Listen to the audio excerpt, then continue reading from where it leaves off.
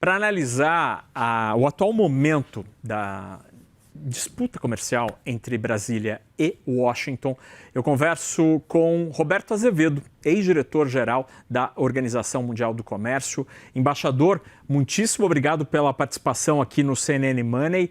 Eu queria ouvir o senhor diante destas novidades conhecidas nesta semana, em que os Estados Unidos voltam à carga com a promessa ou a sinalização de tarifas, pelo menos duas, contra os produtos brasileiros. Voltamos ao mesmo estágio ou dá para dizer que brasileiros e americanos aprenderam nessa jornada e agora a situação não é tão grave como aquela do Dia da Liberdade, quando o Trump anunciou as primeiras tarifas? Boa noite. Boa noite, é um prazer enorme estar com vocês.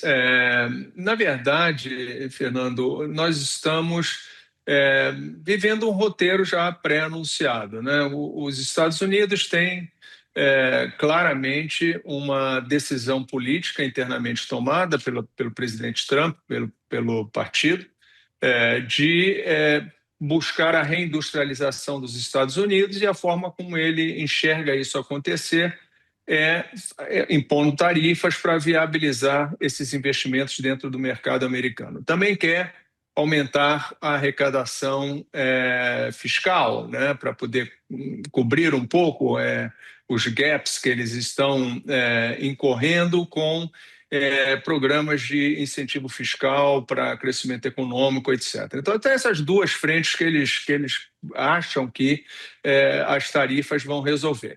E começaram isso no ano passado, como você mesmo falou, com o tarifácio lá atrás. Tinham duas tarifas que eles aplicaram sob o argumento de emergência nacional, uma tarifa horizontal de 10% para todos os países, basicamente, e uma outra que ficava em cima dos 10%, que variava de país a país, de setor a setor e assim por diante. O que aconteceu? Em janeiro, a Corte Suprema Americana derrubou essas tarifas todas, dizendo que o argumento de defesa nacional, perdão, de emergência nacional não se sustentava, e com isso os Estados Unidos, o Donald Trump precisava recolocar essas tarifas.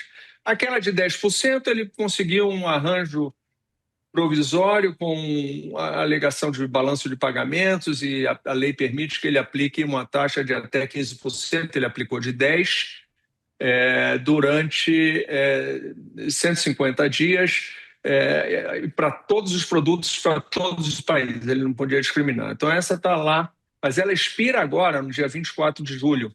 Né? E a outra, aquela maior que ele podia diferenciar, ele resolveu recolocar por meio da 301, que no caso do Brasil já vinha correndo a investigação desde o ano passado, e para os outros países, os principais parceiros econômicos, né, 16 deles, ele está colocando uma outra 301 sobre todos aqueles que são essencialmente superavitários, né?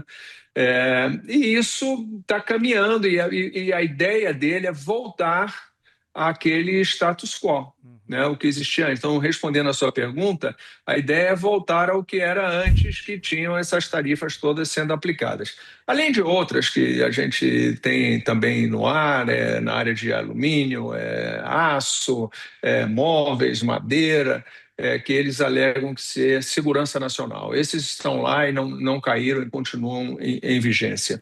Então, no caso do Brasil especificamente, primeiro, notar que não é só o Brasil, né? Todo mundo está nessa mesma situação, né? De sofrer essas tarifas adicionais, e o objetivo é fazer com que os países negociem acordos para receberem tarifas mais baixas. Não é que vai retirar a tarifa, mas ter tarifa mais baixa. O Brasil não conseguiu negociar esse acordo com os Estados Unidos ainda. Nós ainda estamos na situação de conversas, ainda muito incipientes, até onde eu sei, apesar do tempo já decorrido. E, francamente, no caso do Brasil, até melhorou um pouquinho, porque as tarifas anteriores somadas era de 40 mais 10, era 50%. Agora nós estamos mais ou menos em 25 mais 12,5, que dá 37,5. Melhorazinha, né? E as exceções, né, que são muitas até, As exceções também aumentaram um pouquinho, tem mais produtos excetuados, mas não muito.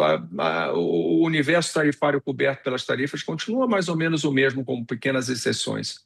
O senhor entende, embaixador, que diante dessas características deste momento de 2026, a mobilização do setor privado brasileiro pode ser menor? Haveria menos engajamento, já que se trata de uma alíquota menor e de um escopo menos amplo de produtos e setores afetados por essa iniciativa? Ou a vontade do setor privado continua grande e um monte de executivo vai baixar em Washington?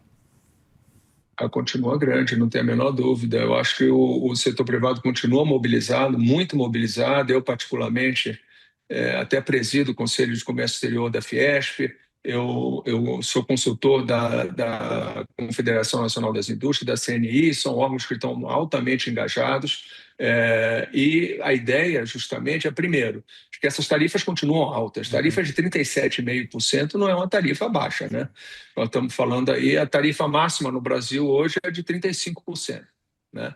37,5% é mais alto do que isso ainda. E o Brasil tem tarifas altas de uma maneira geral, né? Além disso, o universo tarifário que está sendo afetado por essas tarifas ainda é alto. Eu tenho visto, às vezes, notícias falando 20%. Uhum. Não, e 20% é 20%, só essa 301 aí dos 25%. Só essa dá 20%. Se você somar a outra que vai dar ali 12,5%, se você somar a da seção 232, que são tarifas de segurança nacional, se você somar isso tudo, dá metade do nosso universo tarifário continua sendo afetado por essas tarifas. Então, é importante ter presente de que uma parcela significativa das nossas exportações continuam sendo afetadas, o setor privado está muito preocupado, porque não é um impacto pequeno. Na maior parte das vezes, inclusive, você inviabiliza. Quando um produto não está excetuado, não é que ele entra pagando mais caro. Isso pode acontecer pontualmente, mas, de uma maneira geral, inviabiliza a exportação. Nós deixamos de exportar. Isso tem um impacto grande em indústrias que têm o mercado americano como um mercado prioritário, mercado-alvo, que compra produtos de alto valor agregado, né? E o Brasil se insere em cadeias de produção importantes e de valor agregado mundialmente por meio desse comércio com os Estados Unidos. Embaixador, o senhor que tem tanta experiência, tanto defendendo os interesses brasileiros como diretor-geral da OMC, acompanhou mesas das mais emocionantes de negociação e das menos emocionantes, embaixador. O senhor entende que neste momento, em junho de 2026, qual parece ser a estratégia mais adequada para tentar tocar corações e mentes em Washington? É partir para a racionalidade ao mostrar que a relação comercial entre Brasil e Estados Unidos é superavitária aos americanos e mostrar a importância das cadeias integradas, por exemplo, fabricação de máquinas, equipamentos, tem uma integração bastante expressiva, ou colocar na mesa outras cartas, por exemplo, a oferta brasileira de terras raras, essa notícia que a gente acabou de dar, da possibilidade do Brasil mudar sua postura em relação ao comércio eletrônico, aquele pacto na OMC. Qual parece ser a estratégia mais adequada neste momento? Então, a primeira coisa a ter presente é de que, embora essa seção 301, essa investigação americana, ela esteja focada em determinados aspectos do comércio brasileiro, da economia brasileira, por exemplo, tarifa de etanol, desmatamento, PIX, regulamentação das redes digitais, propriedade intelectual. A negociação propriamente dita, que pode chegar a um entendimento que reduza ou até retire essas tarifas, ela não está limitada a essas áreas, né? Tudo está sobre a mesa. Então, se nós quisermos falar, como você mencionou, Fernando, se nós quisermos falar, por exemplo, de terras raras, eu acho que está sobre a mesa, é só colocar sobre a mesa e tentar ver se há um interesse comum nessa área. Se quisermos falar de transmissões eletrônicas, também pode entrar na conversa, não tem nada que impeça isso. Ou seja, É uma questão de criatividade, de identificar oportunidades, de falar com o outro lado e tentar encontrar áreas de convergência, de interesse comum, sobretudo de interesse americano, né?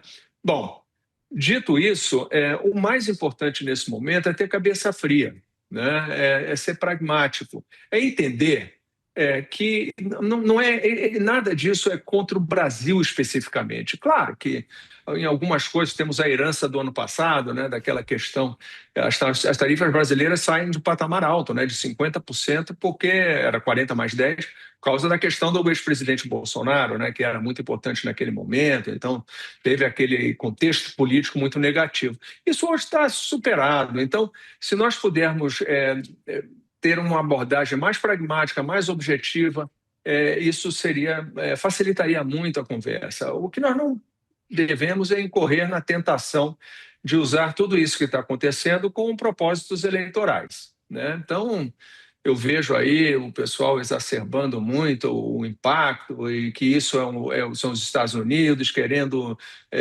interferir no Brasil e coisas do tipo. Isso está acontecendo com todo mundo, está acontecendo com o mundo inteiro, né? Porque se trata de uma nova política industrial americana que passa por aumento de tarifas de ponta a ponta, né? E isso daí afeta o Brasil e afeta muitos outros também. Então, nós temos que tomar cuidado para que nenhum lado das correntes políticas brasileiras perca o foco na necessidade de diminuir esse impacto, porque isso vai afetar setores importantes da economia brasileira, empregos estão na reta e nós precisamos ter isso como prioridade e não necessariamente as eleições. Eu sei que isso é mais fácil dizer do que fazer, né? Mas de toda maneira é a realidade. Embaixador, infelizmente, por parte das campanhas, me parece que o uso eleitoral já está aí na praça, né? Mas o senhor que conhece tão profundamente a diplomacia brasileira e também o setor privado, que é o interessado, qual que é a percepção que o senhor tem do estar vacinado contra este calor e esse buzz eleitoral? Será que os nossos negociadores, os nossos empresários vão conseguir dar 3 passos atrás e fugir desse calor da briga política? É uma excelente pergunta. Esse é o maior temor do empresariado, diga-se de passagem. Esse é o maior temor do setor privado. É que as pessoas percam o foco e deixem de entender que setores importantes estão sendo afetados, que a economia brasileira vai ser afetada de uma maneira geral, o nosso consumidor, o nosso pagador de impostos, né? Todos esses vão ser afetados por isso que está acontecendo. O recurso a uma narrativa eleitoral mais acirrada, colocando o inimigo externo ou o aliado externo, ou o que quer que seja, isso não é bom, isso não vai resolver o problema. Os Estados Unidos não vão estar minimamente sensibilizados para nada disso, isso não vai ter nenhum impacto, isso tem impacto apenas internamente.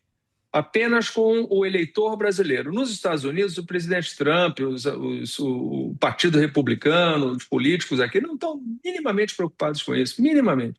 Então, é uma questão de priorizar o Brasil, né, e não as eleições. Muito bem. Tomara que o pragmatismo e a racionalidade prevaleçam. A gente teve a honra de conversar aqui no Fechamento de Mercado com o embaixador Roberto Azevedo, ex-diretor-geral da Organização Mundial do Comércio, a quem agradeço muito a atenção. É um luxo tê-lo aqui, embaixador. Obrigado de verdade pela conversa. Bom finzinho de quinta-feira ao senhor. Eu que agradeço. Um abraço grande. Tchau, tchau. Boa noite.